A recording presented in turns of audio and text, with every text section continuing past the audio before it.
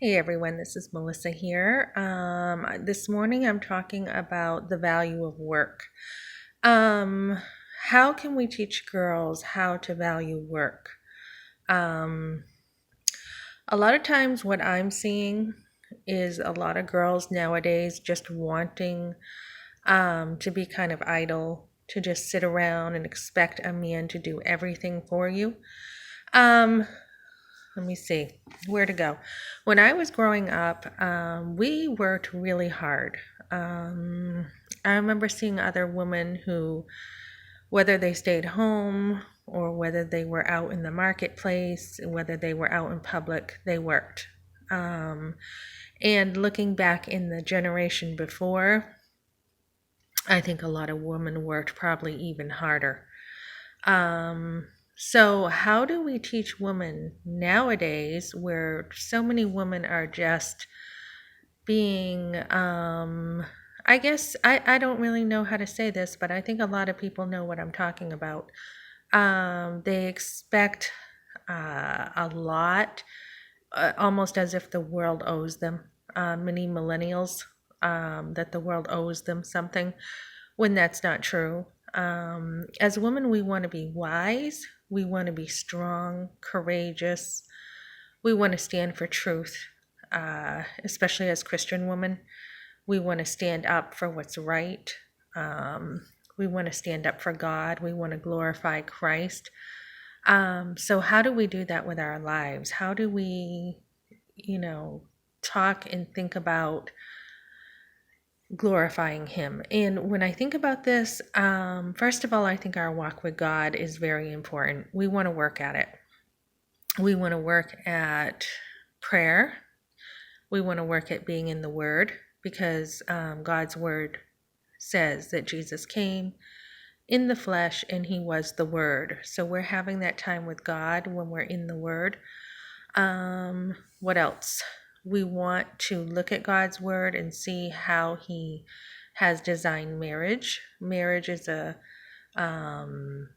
commitment between two people, and there's certain roles. It doesn't mean the woman is better or the man is better, but different by design. And I'm just gonna fix my hair here because it looks messy. But anyways, women are by design made to help men. Um, we're made to be the helpmeet of oops, my hair just doesn't want to do anything right today. Um, we're made to help men. So a lot of times, I think women used to be women who, at least what I saw in my generation, women who would usually work hard, whether it be around the home, whether they're canning, whether they have a garden, cooking. Many women had to work in the kitchen and cook a lot. Cleaning, making sure the home is almost spotless for their husbands when they come home. What else? Many women had, tons of children. So they didn't have much of a break. And that sense of, I think there's a balance. I think it's not all, a martyr, although many women were martyrs in a sense, and they had so much work that they barely had time to get their head up and have time for themselves. But yet, we're living in a society right now that's very self indulgent. I mean, we are women who have so much. We can get our own bank accounts, we can have our own cars. Not that that is wrong in of itself. We're living in a different economy than we used to. But I think the principles are the same. We are to be a helpmeet to our husband. We are to come alongside of him, try to encourage him, try to help him where we can. But even if our husbands are all set financially, there is such value in work. I think one of the values in working is learning to appreciate what you have. When you have to work for something, you appreciate it. You realize, this isn't going to be handed to me. And then when you do have things handed to you, you appreciate it so much more. um, working hard, helping other people when you're out there working. We should be givers in life and not takers. We should be people who want to not only work to take care of ourselves, but to look out for the needs of others around us. So even if you don't have to work, and I think there's different seasons. I mean, I think for the most part, you start off having a family, you are best usually to stay home and raise your own kids.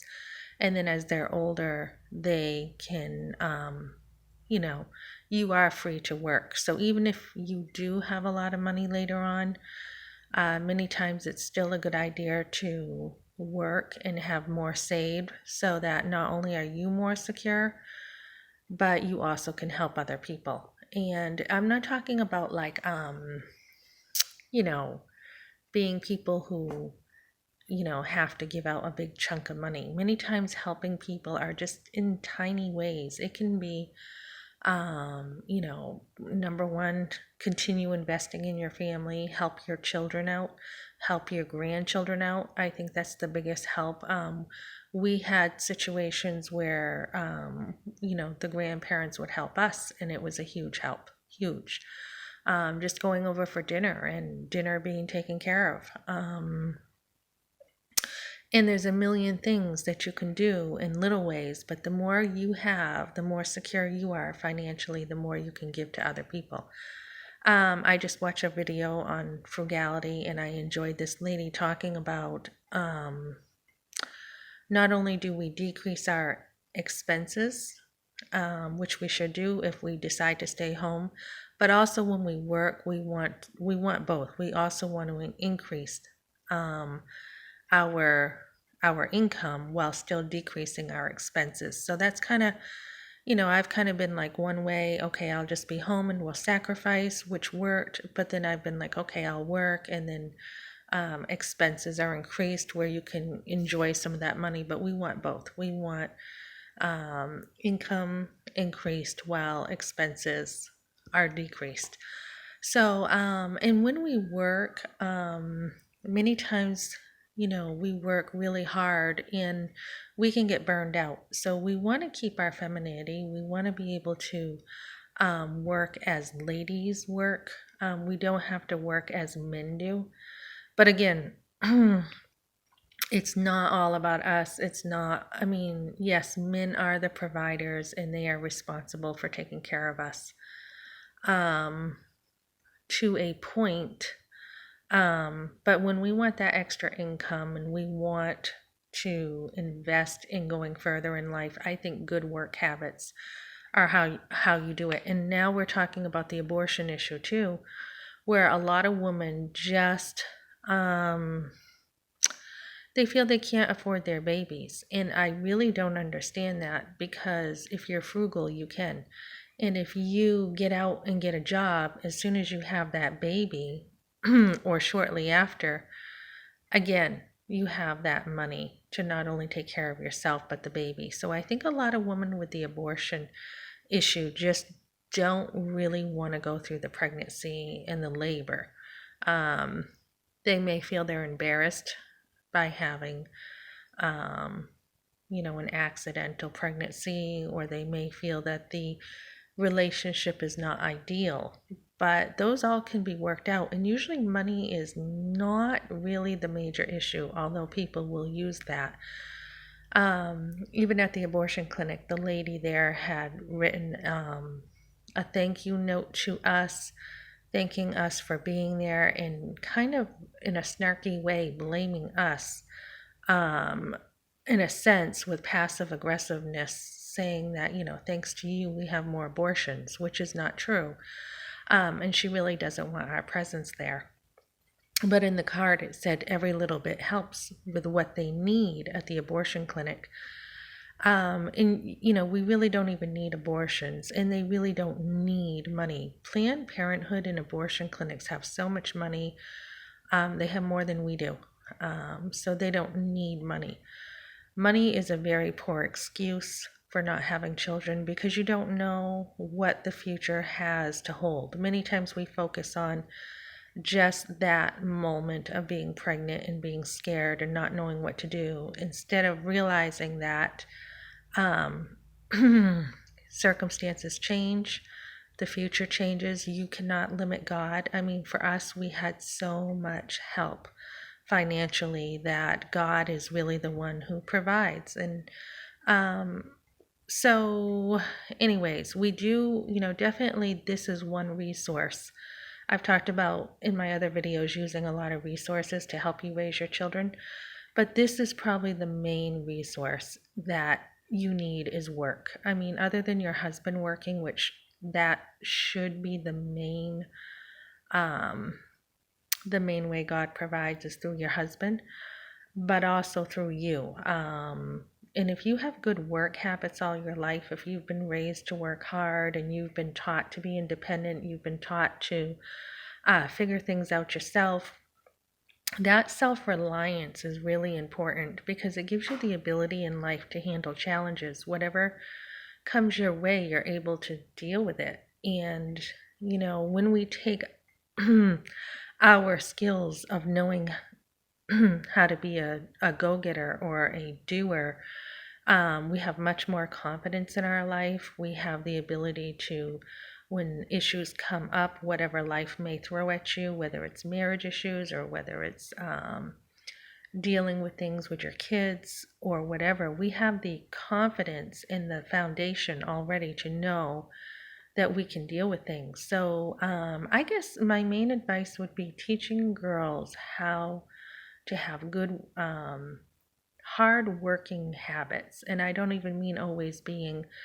meticulous or having everything done perfectly, but just that motivation and that ability and desire to work. And whether she takes that into the home and she's changing diapers and she's, got, her kids on her hips and she's walking around with them and, cleaning and cooking and picking up after them, whether it's that or whether later on she's out in the marketplace or even before she's married.